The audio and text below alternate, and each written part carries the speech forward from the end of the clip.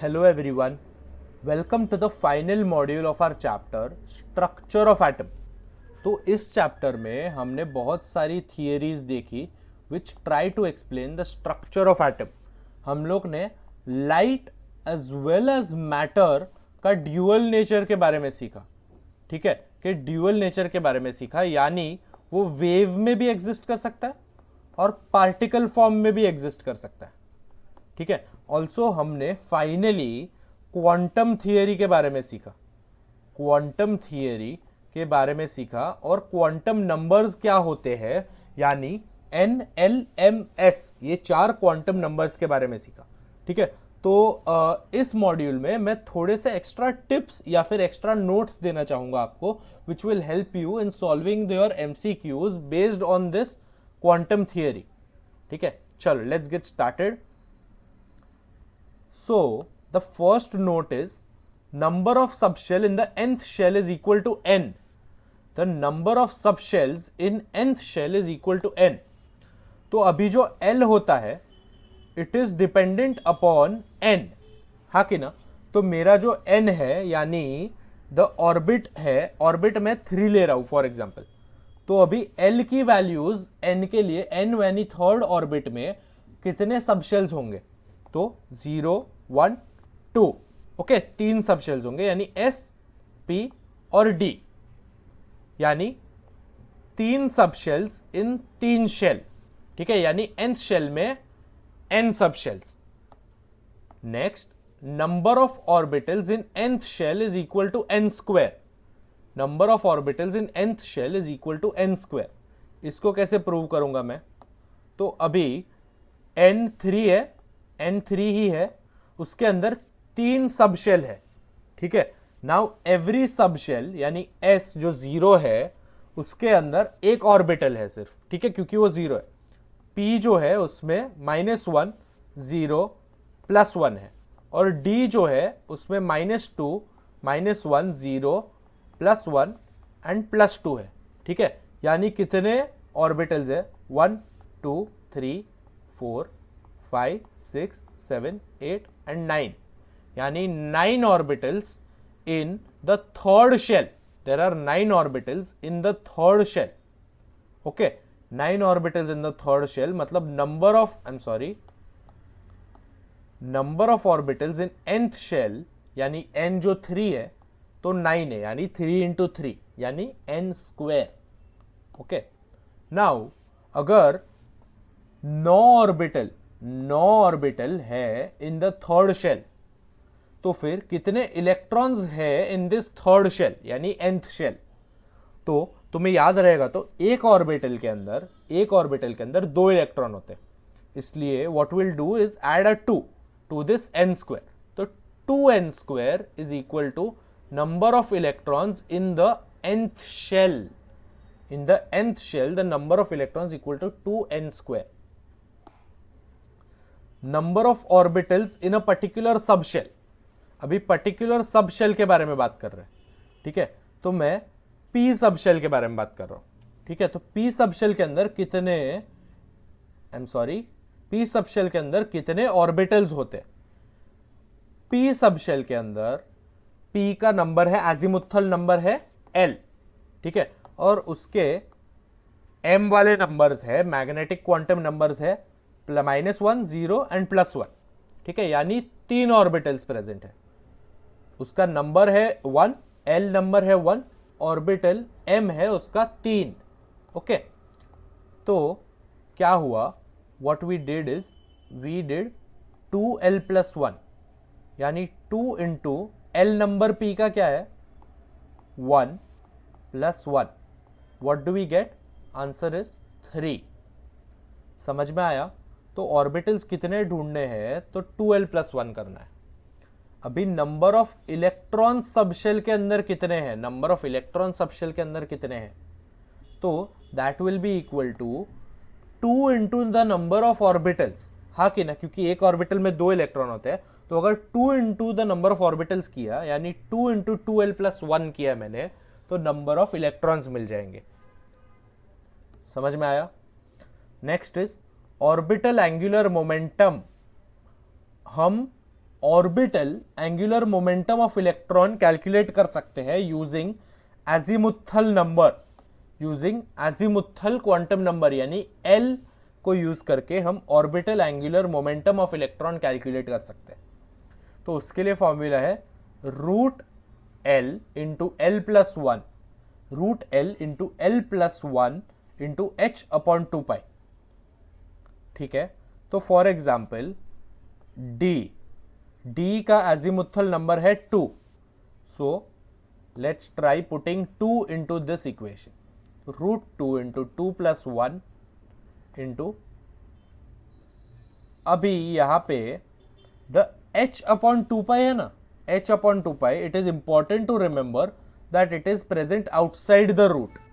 ठीक है, it is present outside the root, h upon 2 pi root के बाहर है, तो root of 2 into 3 h upon 2 pi which is present outside the root, root of 6 into h upon 2 pi is my answer. This is the orbital angular momentum of the electron in a d subshell. यानी every subshell has a different orbital angular momentum. ठीक है, चलो आगे बढ़ते हैं। Now remember मैंने बोला था कि सबशेल यानी एजीमुथल नंबर, सबशेल क्या डिटरमाइन करता है? Azimuthal number. ठीक है, तो जो एजीमुथल नंबर रहती है ऐसे, सबशेल जो रहता है एजीमुथल नंबर होता है, तो हर एक सबशेल में अलग अलग शेप के ऑर्बिटल होते हैं। पहला है एस ऑर्बिटल, एस ऑर्बिटल का स्फेरिकल शेप होता है। This is my electron, this is my electron, अरे I am sorry, this is my nucleus, and उसके आसपास इज माई एस ऑर्बिटल। ठीक है, तो ये पूरा का पूरा एस ऑर्बिटल है जहां पे electron density is very high, that is the possibility of finding a electron is very high in this spherical region. ठीक है, स्फेरिकल रीजन है ये, it is spherical in shape. Then let's talk about p orbital का shape. तो P orbital का shape होता है dumbbell shaped, p orbital का शेप होता है डम्बेल शेप्ड। तो पी ऑर्बिटल कुछ ऐसा दिखेगा। अगर ये मेरा न्यूक्लियस है एंड ये मैं एक्सिस बना रहा हूं, एक्स एक्सिस और वाई एक्सिस बना रहा हूं, तो P orbital will look something like this. This is my P Y orbital. 3 orbital होते हैं पी में। ठीक है, P X, P Y and P Z. तो P Y will look something like this. It has a dumbbell shape, it has a dumbbell shape, and उसके middle में ये line तुम देखो, अगर एक्स एक्सिस में देखो तो यहां पे no electron can be present. ठीक है, because no electron can be present, there is no dumbbell present at the middle, बीच में there is a node present. This whole line, ये जो है, this is a node where no electron can be present. ठीक है, वहां पे electron density almost 0 है। ठीक है, तो py का इलेक्ट्रॉन, py का नोड तुम्हें एक दिख रहा है। ठीक है, फिर px कैसा दिखता है? px कुछ ऐसा दिखता है, px कुछ ऐसा दिखता है। और अगर z को भी मैं ऐसे इंक्लूड करूं, ठीक है, z को भी मैं ऐसे इंक्लूड करूं, तो z कुछ ऐसे दिखता है। ठीक है, z का डम्बल शेप कुछ ऐसे दिखता है। ठीक है, so what is happening is in the respective orbital of the p subshell, in the respective orbital of the p subshell, जैसे px, py और pz, सभी में px है फॉर एग्जाम्पल, तो वो x एक्सिस के ऊपर आता है, x एक्सिस का पॉजिटिव एरिया में और नेगेटिव एरिया में। अगर y है तो y एक्सिस के ऊपर आता है, और z है तो z एक्सिस के ऊपर आता है। And at the center where the two halves of the dumbbell are meeting at the center, अगर दूसरे दो एक्सिस में मैं देखूं, अगर समझो px की बारे में बात कर रहे हैं, तो वो, एक सेकेंड आई रिपीट, ये रहा x एक्सिस एंड वो ऐसे कुछ प्रेजेंट है। ठीक है, तो यहां पे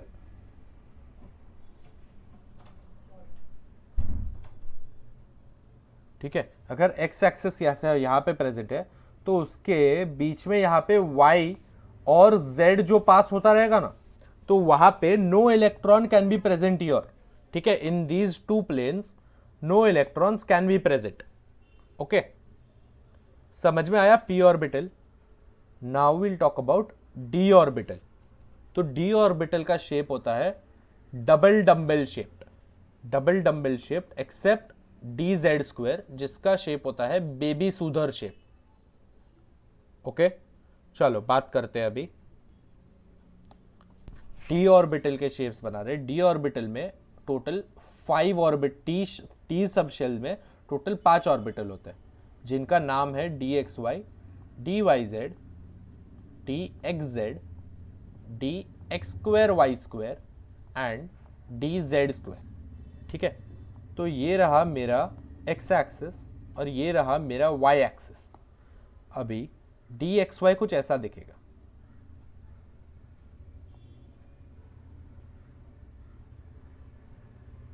ये रहा x एक्सिस, ये रहा y एक्सिस। dxy कुछ ऐसा दिखेगा, यानी मेरा जो ऑर्बिटल है, जो इलेक्ट्रॉन डेंस रीजियन है जहां पे इलेक्ट्रॉन मुझे मिलेंगे, जो ये डंबल के बीच में आता है, ये डबल डंबल शेप्ड है।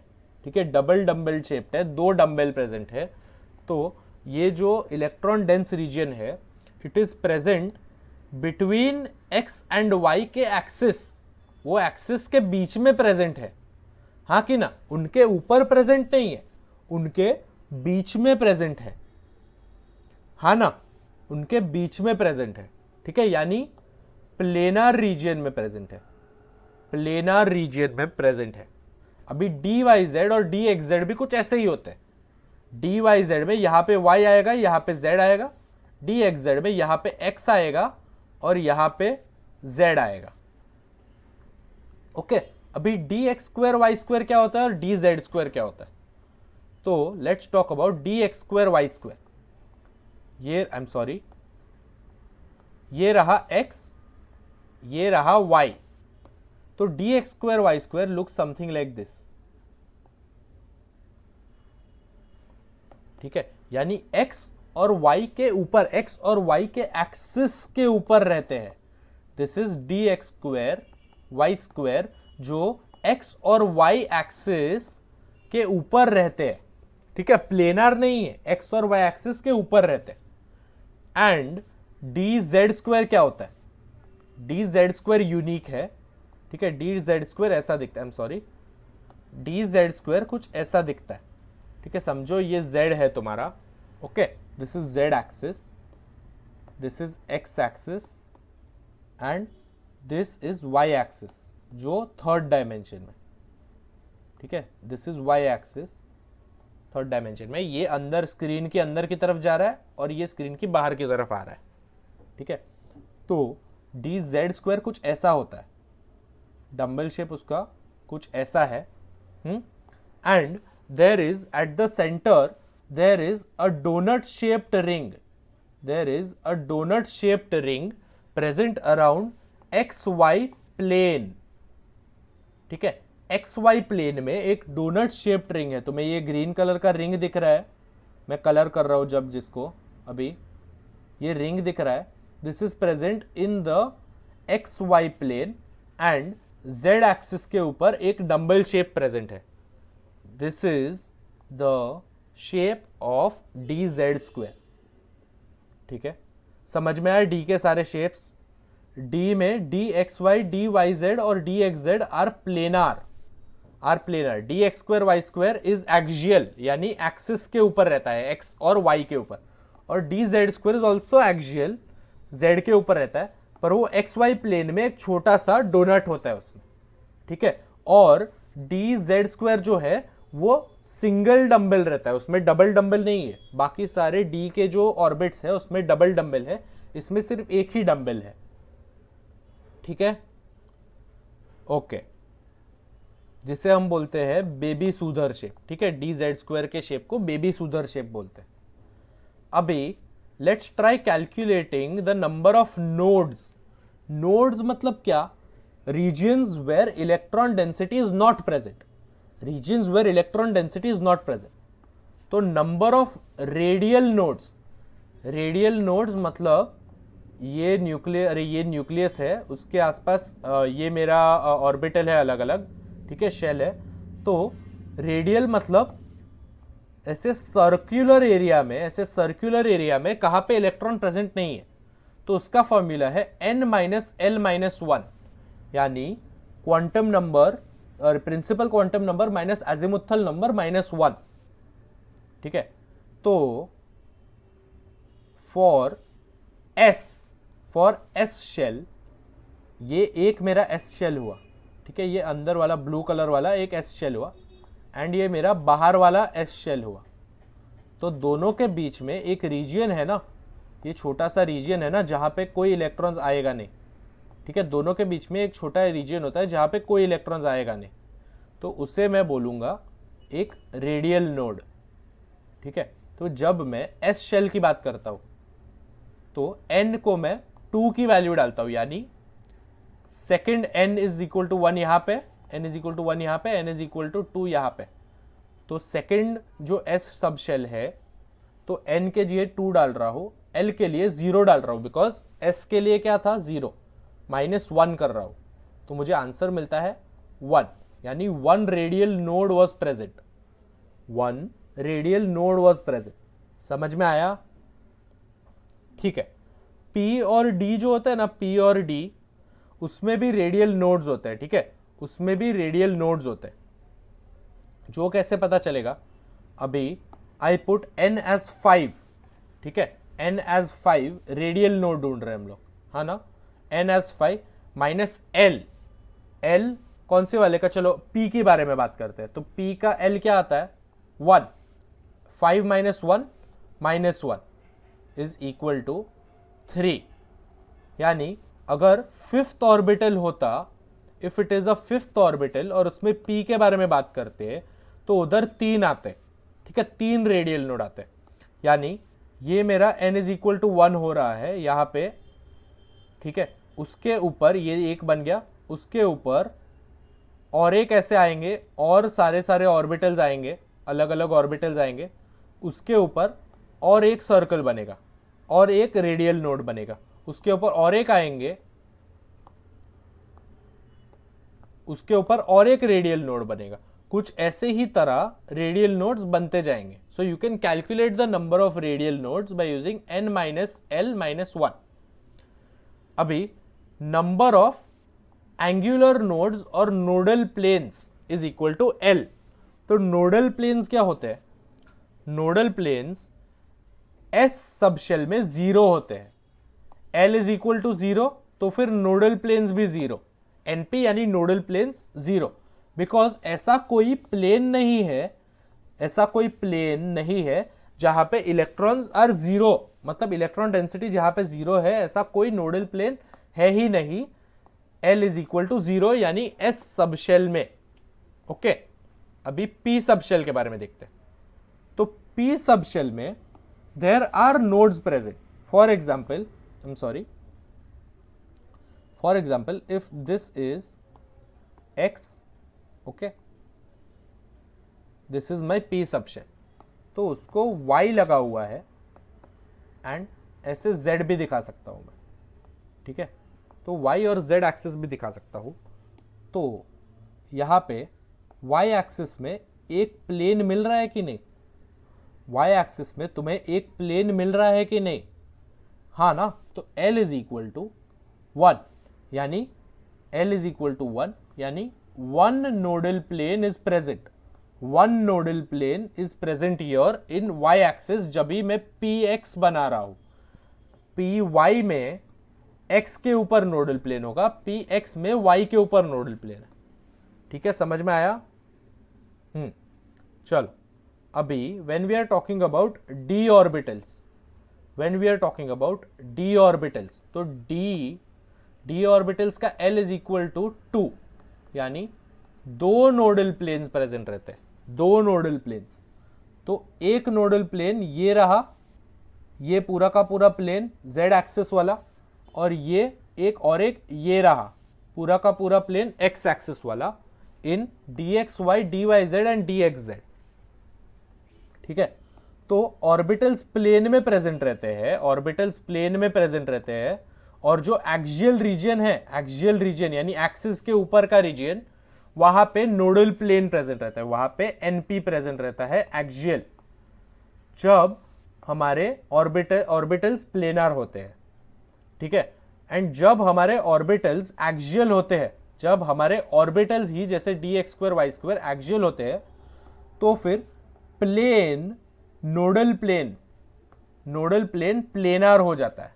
ठीक है, नोडल प्लेन अभी ये xy में आया ना, नोडल प्लेन्स xy में आ रहे हैं कि नहीं, पूरे के पूरे प्लेन्स जहां पे no electrons are present, electron density is 0। ठीक है, तो इसलिए नंबर ऑफ एंगुलर नोड्स और नोडल प्लेन्स जब ढूंढने हैं तुम्हें, तो it is the same as the value of L यानी एजिमुथल नंबर, और नंबर ऑफ रेडियल नोड्स तुम्हें ढूंढने तो करना होता है n minus L minus 1, and जब भी तुम्हें नंबर ऑफ टोटल नोड्स ढूंढने तो n minus L minus 1 plus L कर दो, समझा? तो फिर तुम्हें मिलेगा n minus 1। Is this understood? चलो, that's it for this chapter. Thank you guys, see you in the next one.